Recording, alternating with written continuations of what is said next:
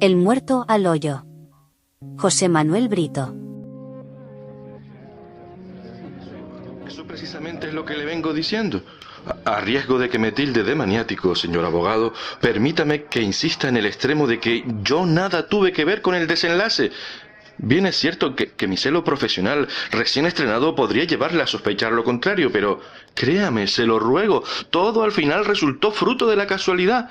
Además, ¿cómo iba a arriesgarme en mi situación de expresidiario a regresar tan pronto al suplicio, a ese desgranar de días sin vida que es la cárcel? La casualidad, la estúpida casualidad de un chubasco tan inoportuno como desventurado ha hecho que el milagro se volviera espada de Damocles para este pobre diablo que le habla. De acuerdo, señor abogado. Comenzaré por el principio, claro, pero creí necesaria esta advertencia. Es como si ya me sintiera condenado antes del juicio justo que todo ciudadano merece. Bien. Por mi expediente sabrá que después de cumplida la condena tardé unos meses en encontrar trabajo. Difícil etapa de portazos y amigos que se volvían invisibles a mi paso. Como si apestara, ¿me entiende? Vale, al grano, su tiempo es oro, ya lo creo. Además, el turno de oficio, un latazo, ¿no? Ok, me meto en mis asuntos, disculpe. Pues eso, que mi primer empleo digno, aunque no a la altura de un hombre con mi preparación y mis maneras, permítame la inmodestia, pero es que en la cárcel, si se sabe aprovechar, créame, da tiempo a todo. Leer, sobre todo leer para no pensar, leer y darle vuelta a las palabras, señor abogado, aprender sus secretos con la esperanza de poder usarlas como es debido, fuera de las cuatro paredes de la celda. Y tiempo también para estudiar mucho. Acuérdese del lute que llegó a colega suyo, si mal no recuerdo. Lo dicho, que mi primer empleo ha sido el de conductor de coche fúnebre. Un trabajo meritorio si tenemos en cuenta mi talante nervioso. La lentitud, ya sabe, ese no llegar nunca con el féretro detrás y atestado el vehículo de flores. Las flores, ay, las benditas flores. Nunca superé ese olor a difunto que ya traen consigo las coronas y los ramos funerarios, señor abogado. Vale, sin digresiones, disculpe. Bien, todo comenzó con ese condenado encargo. Mire usted que empeñarse el muerto en que lo enterraran en su pueblo natal, en el centro exacto de la isla. Claro, usted de aquí, pero para mí, acostumbrado a esas llanuras que jamás debía abandonar, con lo bien que le hubiera ido un entierro convencional en la misma ciudad, un trayecto fácil, porque ahora los tanatorios vienen con todo, a la incineración me refiero, expeditivo y limpio, ¿no me lo negará? Pues no, el muy vivo, al muerto me refiero, dejó en su testamento que lo enterraran en su pueblecito, con lo suyo. Mire usted, ¿qué más da una vez se le acaba el cuento a uno? ¿Usted no ha oído eso del muerto al hoyo y el vivo al bollo? Pues por culpa del hoyo estoy yo en este bollo. Perdone el chiste fácil, señor abogado, pero a veces hasta en las peores situaciones le sale a uno la vena. Encima, casi ni tenía acompañamiento el pobre diablo, a excepción de un tipo que decía ser su amigo, pero que no podía acompañarle en el trayecto. El muy... le llamó duelo al escaso tiempo que dedicó a velar el cadáver. Apenas el necesario hasta que concluyeron los trámites del traslado. ¿Sabe usted? Por la forma en que todo se resolvió, digo yo que dinero no le debió faltar al difunto, pero para mi gusto que en vida fue un bicho raro, aunque en honor a la verdad, por lo poco que luego lo traté, nadie lo diría, pues se mostró afable y dicharachero. Claro que no todos los días le pasa a uno lo que a él. Que me estoy liando, dice. Disculpe, señor abogado, le resumo la cuestión enseguida. Pero no me negará usted que cuanto más datos obtenga, mejor podrá preparar mi defensa, y perdone de nuevo que me inmiscuya en su labor. Lo cierto es que por los lazos del demonio se retrasó la cosa y salí ya tarde. Le aseguro que iba bien provisto con mapa de la isla y todo. ¿Que por qué no hizo alguien de aquí el servicio? Mire, dejemos esos detalles. Con esto del intrusismo profesional y todo ese jaleo de la funeraria que están al quite de cualquier defunción, No era cosa de esperar a que un compañero de aquí, como dice usted, estuviera libre y pillara el servicio, mientras cualquier otra compañía se nos adelantaba por quítame allá ese godillo que no conoce la isla. Me tocó a mí, ok. Ya sabe, no dejes para mañana, y es que lo que a mí no me pase... En una ocasión, todavía yo viviendo en la península... Vale, vale, que no tiene tiempo, soy incorregible, lo reconozco. Pues eso, que me tocó a mí y basta. Con mi mapita, con mis ilusiones, no crea, con mis ilusiones de demostrar en la compañía que podían confiar en mí para este encargo tan fuera de la rutina. Maldito encargo. Eso lo digo ahora, claro, pero en aquellos momentos no podía disimular cierta alegría. El muerto, el mapa y yo, y sin flores. Eso sí que era una suerte. ¿Cómo dice, señor abogado? De acuerdo, estoy con usted en que lo importante ahora es lo de los testigos y todo eso, pero no querrá que me salte nada, ¿no? Que ahí lo cuenta todo. No me dirá que prefiere fiarse por lo que la prensa publicó en su momento, apenas un parrafito de nada, con todos los detalles que yo les aporté. A ver, déjeme que lo lea. Darío tal y tal, conductor de coche fúnebre, vio interrumpida la monótona y luctuosa normalidad de su labor durante el traslado de un cadáver desde la capital hasta tal y tal, donde los restos debían ser inhumados. El solitario viaje transcurrió con normalidad hasta que en plena noche, oiga, lo de plena noche se lo inventaron, que no pasaría de las 7 de la tarde, pero claro, en invierno y con aquel frío... Y mientras atravesaba la inhóspita comarca, escuchó ruidos en la parte trasera del vehículo, que achacó al mal estado de la carretera y consiguiente zarandeo del féretro. La frecuencia e intensidad del sonido hizo que Darío optara por detenerse para ajustar la carga, momento en el que experimentó el susto mayor de su vida, pues los golpes, que cada vez sonaban con mayor fuerza, procedían del ataúd. En un alarde de valentía... Esto sí es verdad, ¿eh? Me armé de un valor que ni yo mismo sé de dónde me salió. La cosa era para manchar los pantalones por delante y por detrás. Perdone la alusión, por demás escatológica y vulgar, señor abogado, pero donde se nota el arrojo y el coraje es en ese cosquilleo característico que a uno se le pone en semejante parte. Quien diga lo contrario miente. En un alarde de tal y tal, decidió correr la tapa de la caja, momento en el que, según ha contado más tarde, saltaron brazos y piernas del cadáver como un resorte. Presenció después cómo el falso difunto, en el empeño de respirar a pulmón abierto, se incorporaba aterrorizado. Al parecer, y aunque al pasmado conductor funerario se lo pareciese en un principio, no se trataba de un hecho sobrenatural, sino de la interrupción del estado cataléptico que padecía, un trastorno caracterizado por la aparente falta de vida de quien lo sufre. Cosa rara, señor abogado, cosa rara que uno cree que solo pueda suceder por esos lugares remotos de los Andes o en las novelas de García Márquez. ¿Lo ve, señor abogado? Yo con estos conocimientos y miren el lío que estoy por esta porquería de trabajo. Pues ni milagro ni nada. Catalepsia. No ve usted, señor abogado, la cara de aquel hombre. Sin duda había comprendido lo que ocurría y al mirarme su rostro expresaba una extraña mezcla de pánico y alegría y sonreía con ¿cómo se dice, carajo? Lo tengo en la punta de la lengua. Con una sonrisa sardónica, gracias. Se abrazó a mí y yo creo que hasta me mordió la mejilla. En la penumbra rojiza que formaban las luces traseras, el pobre hombre no dejaba de mirarse a los zapatos y de estirarse nerviosamente los faldones del frac. Llevaba frac, se lo juro.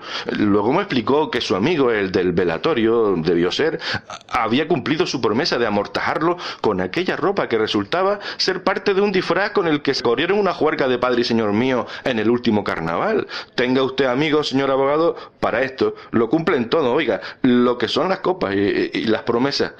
¿Y cómo saltaba el condenado? Como si viera un aparecido. Bueno, es que realmente estaba viéndolo. Era el mismo. Valga la redundancia, señor abogado. Y yo allí como un pasmarote sin saber qué hacer, en medio de no sabía dónde y con el cadáver que debía entregar desde hacía ya unas horas, dando saltos como un tarambana. Sí, ya sé que esto no es importante para la causa, pero el tiempo... Vale, déjeme al menos que acabe de leer. Recuperado del susto, Darío Beltrán reanudó la marcha, no sin antes aclarar con el falso cadáver ciertas diferencias respecto hacia dónde dirigirse a partir de ese punto, pues Darío se empeñaba en llegar hasta el final del recorrido, ya que, según declaró, él nunca ha dejado de entregar un ataúd. Cierto, señor abogado, con vivo o con muerto. Luego, conductor y falso cadáver conversaron animadamente y celebraron el feliz desenlace. Es por ello que Darío puede presumir entre sus colegas de ser el único que ha hablado con el difunto que transportaba. Por su lado, Domingo Pereira se congratuló de haber incluido en su testamento la milagrosa cláusula por la que, tras su fallecimiento, debía ser enterrado en su pueblo natal, etcétera. Continúa el rollo, señor abogado, pero déjeme que yo le aclare lo de la discusión esa sobre si seguir hasta el destino que figuraba en mi parte de entrega o no. Y así, de paso, llegamos a lo de los testigos. Él, por nada del mundo, quería seguir hasta el pueblo, donde le estarían esperando unos tíos suyos ancianos, los únicos parientes que le quedaban. Y claro, su argumento, lo reconozco, no dejaba de tener, digamos, cierta sustancia. Si sus pobres tíos lo esperaban bien estiradito en la caja y se presentaba bajando del coche con aquel frac y a tales horas, sí que habría entierro de verdad, ¿ok? Y por partida doble. Pues nada, que regresáramos, me insistía, y que ya todo se aclararía más tarde con sus tíos, por teléfono o como fuera. Y yo R con lo de llegar al final del trayecto. ¿Sabe, señor abogado? Alguien me tenía que firmar el parte de entrega, y no es que yo sea más papista que el Papa, es que si encima de que me costó lo que me había costado encontrar aquel trabajo, iba y lo perdía por no cumplir el trámite, oiga, era de justicia. Pero si la cuestión resultaba de lo más elemental, llegábamos, firmaba a alguno de los familiares del difunto, bueno, usted ya me entiende, del ex difunto, y yo me volvía tan contento a la capital, y allá se las compusieran los tíos y el sobrino resucitado. Fíjese, hasta me ofrecí para traerlo de regreso, cosa que tenemos prohibido, eso de llevar pasajero en la cabina del conductor, un coche fúnebre no es un taxi, entiéndalo. Pero hasta ahí podíamos llegar, lo traería de nuevo a casita. Total, ¿quién se iba a enterar a aquellas horas? Pero eso sí, con el parte bien firmado. Abrevio. Pues nada, que llegamos a un consenso. Se dice así, ¿no, señor abogado? Él cedía, en principio, recalcó, cedía en lo de continuar hacia el pueblo. Y yo de acuerdo con que en el primer lugar que encontráramos abierto nos echaríamos una copita para celebrar su regreso al más acá, así dije, y para dialogar con más sosiego sobre el contencioso que manteníamos abierto. Usted me entiende, ¿no? Y a escasos kilómetros encontramos una especie de tienda que a aquella hora se había convertido en bar, donde unos pocos parroquianos departían y celebraban el agua que una vez más les regalaba aquel invierno lluvioso. La maldita lluvia que luego me haría la faena, señor abogado, que si no fuera por el fango... Pero al grano, no abuso más de su paciencia. Testigos que yo recuerde, el tabernero, sí, eso, el tendero, y dos señores más. Ah, que ya usted sabe hasta sus nombres. Entonces, ¿qué quiere usted que yo le diga sobre los testigos? Explíquese, por favor. Lo que oyeron, lo que el difunto y yo discutimos.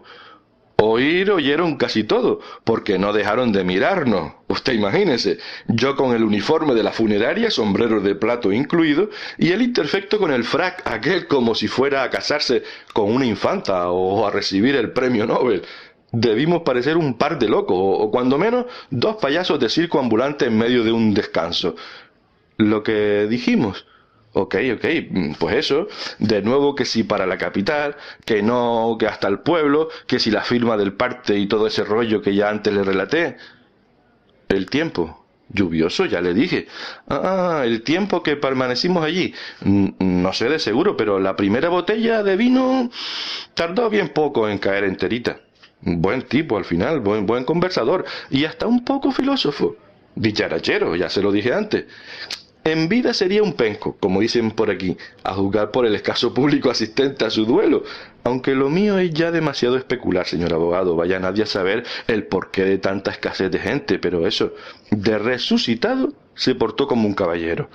Convidó varias veces a los presentes, aunque yo no hacía más que preguntarme de dónde sacaría el dinero para la cuenta. Empeñado en que se emborrachara y bajara la guardia, con lo de ir a firmar el parte, yo estaba dispuesto a correr con los gastos. La verdad sea dicha, señor abogado. Lo dejé hablar y hablar, que si la vida no vale nada, eso lo dijo cantando, que si la bendita cláusula del testamento para arriba, que si hombre precavido para abajo. Los presentes, pasmados, los pobres, nada entendían, si es que eso le preocupa, señor abogado. Que si declararían en mi contra por emborracharlo. Pero señor, si era él quien insistía en lo de la última ronda.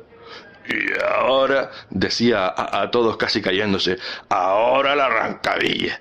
Y todos asentían adelantando los vasos, y el tendero los llenaba otra vez. Una no, dos botellas de vino, y eso porque nos echaron con diplomacia, pero nos dejaron bien plantaditos afuera. Gracias que ya había dejado de llover. Y ahora viene lo peor de todo, señor abogado, mi desgracia, que si seguimos discutiendo. Bueno, la verdad es que yo dije aquello de, y ahora al pueblito, a firmar el parte, compañero. Todo esto caminando abrazados por los hombros y a trompicones por el sendero que nos separaba del coche fúnebre, situado al final de un terraplén por el que antes nos había resultado fácil subir desde la carretera, pero ahora, con lo mamados que estábamos y con el barro pegado a los zapatos, no vea usted, señor abogado, lo peligroso que resultaba dar un paso. ¡Y una mierda!, me gritó al tiempo que se soltaba y me ponía su mano en mi pecho. Ahora derechito a la capital, que acabo de nacer, y usted no puede negarme ese derecho, el derecho a elegir mi destino, me decía con la voz pastosa. Soy un recién nacido, y usted, señor conductor de coche fúnebre, que tuvo el honor de asistir a mi parto y cortó el cordón umbilical. Eso se llama metáfora, señor abogado. Él se refería a que yo quité la tapa de la caja, ¿lo va entendiendo? Vale, ya termino. Y usted, me repetía, usted es como mi segundo padre y no me puede negar este deseo. A la porra el consenso, me dije. Y comenzó a llorar como un crío, parados en medio del terraplén, los zapatos pesados como plomo, yo sin saber qué hacer. Lo abracé, por no quedarme quieto. Nos abrazamos como dos borrachos irredentos, que como usted muy bien sabe, significa que ya la cosa no tenía remedio. Vale, disculpe, me ciño a los hechos. Me parece estar percibiendo ahora el olor del frac, como a pintura de maquillaje y a sudor rancio. Recuerdo que pensé en el carnaval. Parecíamos tal cual un esperpento. Dos bufones en medio de la noche, él llorando a moco tendido y yo sin saber cómo finiquitar la escena, despistando la mirada por entre la oscuridad. Él también recordó, como si me leyera el pensamiento, recordó el carnaval y gritó: ¡La vida es puro carnaval! ¡Viva el carnaval! Y yo: venga, un poco más y ya llegamos al coche, compañero, ánimo. Entonces me miró desafiante, eso sí que lo pude apreciar con total claridad, como miran los pistoleros en las películas del oeste, y con sus dos manos pellizcando mis mejillas, entre dientes me dijo: ¿y qué rumbo cogemos, compadre? Yo, claro, tenía la esperanza de que la borrachera acabara venciéndolo, y aunque arrastra, llevarlo hasta el coche. Pero él cómo resistía, ¿eh? Y le respondí con pretendida mano izquierda: compañero, si la vida es puro carnaval, sigamos la juerga en su pueblo de usted. Allí continuamos representando esta farsa. Total, un acto más en este teatro, donde usted y yo somos simples títeres. Una firmita, compañero, una firmita de sus queridos tíos y se acabó. Por la mañana temprano, rumbo a la capital. ¿De acuerdo, compañero? Y ahí fue cuando volvió a gritar lo de ¡y una mierda! Y echó a correr cuesta abajo. Yo apenas veía nada, solo sé que de pronto cesaron todos los sonidos de la noche. En ese instante supe que ella, ahora sí, había llegado de verdad la rencorosa muerte, impecable y categórica, en una palabra, definitiva. Bajé por el terraplén como pude hasta casi tropezar con él. Lo demás ya lo sabe. Su cabeza contra una piedra, desnucamiento. Eso es todo, señor abogado. Esa es la pura verdad, aunque el fiscal diga lo contrario. Se mató solito. Que por qué apareció con mi uniforme y sus zapatos limpios. Ese fue mi pecado. No haberlo colocado en el féretro tal cual estaba, lleno de fango el frac, su pelo, sus zapatos. No intentaba ocultar nada, créame. Pensé en cómo lo verían sus tíos y en la pena que les causaría todo aquello. Morir después de haber acariciado la vida por segunda vez, después del milagro. No les conté la verdad, lo sé. Inventé lo del retraso por el extravío, por mi falta de pericia en el manejo del mapa. Y miré que pasé ridículo cuando por fin llegué al pueblo con aquel frac lleno de lamparones. Pero me resultó fácil inventar un pretexto para eso también. Allí les dejé al muerto, bien vestido y bien decente. Allí les dejé al compañero, al resucitado que durante un par de horas fue como el hijo que no he tenido. No crea que aquello de que yo le había cortado el cordón umbilical no me había llegado al alma. Ok. En fin, que con mi afán y las copas de más no reparé en los parroquianos de la tienda. Ellos sí habían visto a mi compadre con vida. Los olvidé por completo después que salimos de allí, para que usted vea mi falta de mala idea, señor abogado. Todo ahora depende de ellos, lo sé, vaya que sí lo sé, pero usted no me ha creído ni pío, ¿verdad? Esa forma de mirarme, su silencio, señor abogado, usted tampoco me cree, ¿no es cierto?